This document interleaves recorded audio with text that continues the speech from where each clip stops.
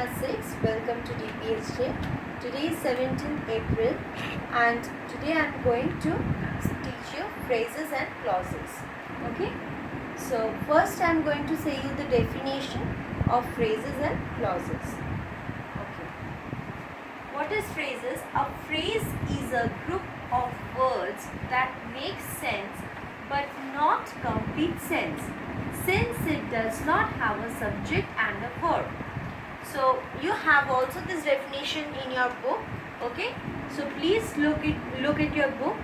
A phrase is a group of words that make sense. So phrase means it will make a sense but will not give you the complete meaning or complete sense, since it does not have a subject and a verb.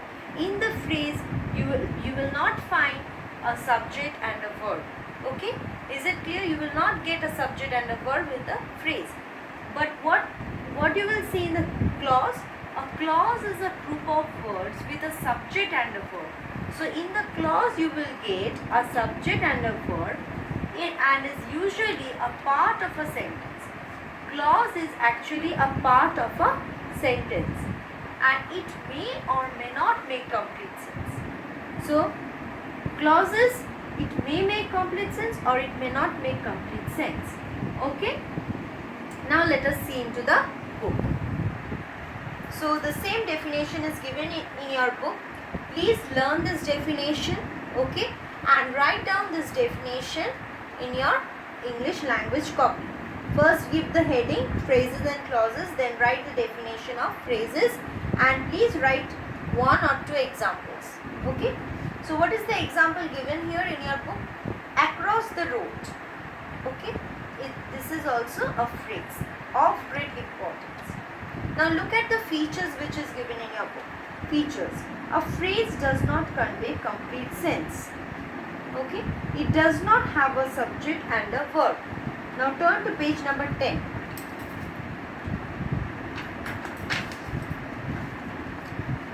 Some more examples is given in your book. In the garden, pros and cons, in front of, at the village, in spite of, on their chair. So after reading out all these phrases, you can get some meaning from this but not the complete meaning. A phrase usually forms a part of a sentence but does not convey complete sense. The above examples do not have a subject or a verb. So why it is not making a complete sense? Because it is having a subject or a verb. Now clauses. Now what is clause? A clause is a group of words with a subject and a verb and is usually a part of sentence, which I have already explained you. It may or may not have made complete sense. Example. The boy is going to the market. Now this is a part of the sentence. Now which one is the clause? Please look into your book. The boy is going to the market. So which one is the clause? Starting from the, ending to going. The boy is going. The boy is going is the clause. So here you can get the subject, that is the boy, and the verb is going. So the subject is also present, the verb is also present. It is a part of a sentence but it is not making a complete sense. That means the boy is going only we can understand, but where the boy is going we cannot understand. So although the meaning is not clear, but still it is a part of a sentence and this is what we call clause. Okay. So the boy is going is a clause since it has a subject, the boy, and the predicate is going. Okay. Now see some features for the clauses is also given in your textbook. A clause has a subject and a verb. It may or may not make complete sense. It is usually a part of a sentence.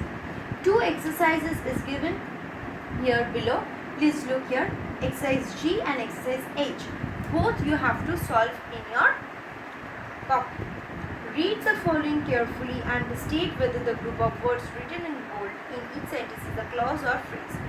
Okay, for this G exercise, you can first do it in the book and then you will do it in the copy. Okay. She left the house at noon. Whichever word is given in bold letters, like in first sentence, she left the house at noon. At noon is given in bold letters. This you will see whether it is clause or a phrase. If it is a clause, then you will write beside it a clause. If it is a phrase, then you will write it beside a phrase. Okay. So like this you have to do all the other sentences. Is it clear? Now exercise H. How you will do this one? Match the group of words given in column A with those in column B. So a sentence parts are given. In column A some sentence parts is given, column B some parts is given. You have to join these two parts.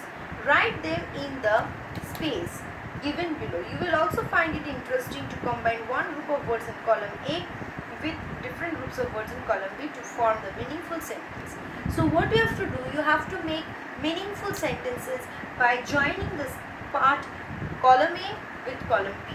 So here are starting of the sentences and here are the ending portion of the sentence. So you have to join this part and you have to make the meaningful sentence. So you will choose which sentence is correct. She found. What she found? You have to complete that sentence and you have to write it down here below, and the same exercise G and H you will copy it in your English language copy. Okay. So up to this I am teaching you today. So we have learned, what we have learned today is what is phrase and what is clause. Okay, you have learned the difference also, what is a phrase and what is a clause. In a phrase we have learned that there will be no subject and a verb, and in phrase you will see that there is a subject and a verb, both meaning is the same, that is it may make some sense but it will not give a complete sense, and clause also it may give you little sense but not complete sense, but the difference you have already learned. Okay, so please learn the definitions and we shall continue our next topic in the next class. Thank you.